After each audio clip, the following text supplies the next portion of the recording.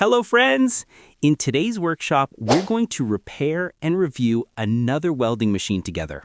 This is our machine, the Zever ZX7320 welder. I'll repair this welding machine and show you its internal components and construction.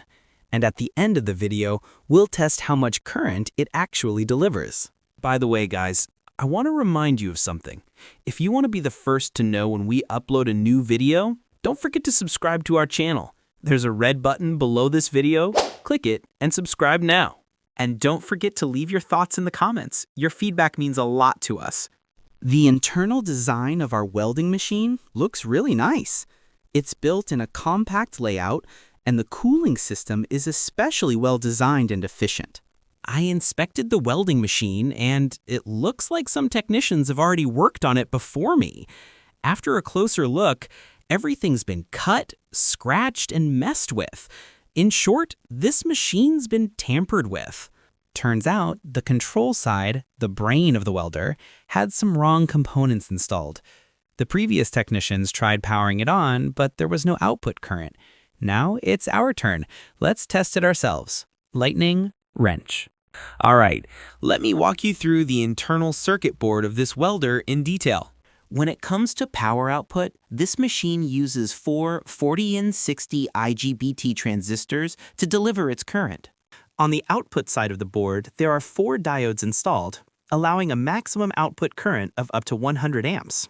At the end of the video, we'll test and see how much current this welder can actually deliver. On the input side, there's a 35 amp bridge rectifier diode installed.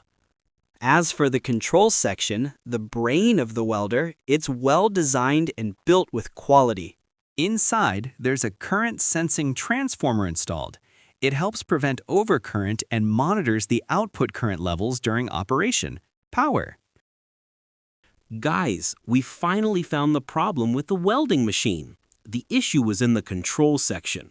The MOSFET driver IC was burned out, and even the 2-ohm power resistor that feeds it was damaged.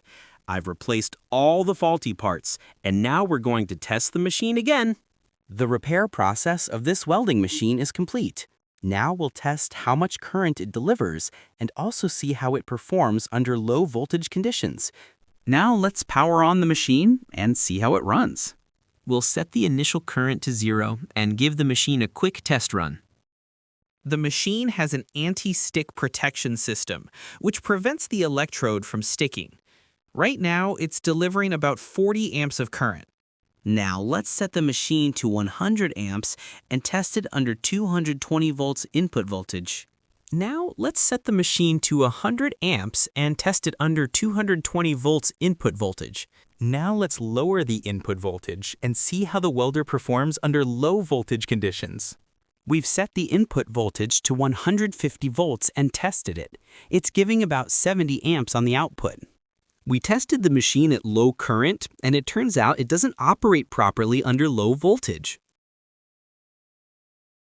At 150 volts, the welder didn't work properly, so now we'll return the voltage back to normal.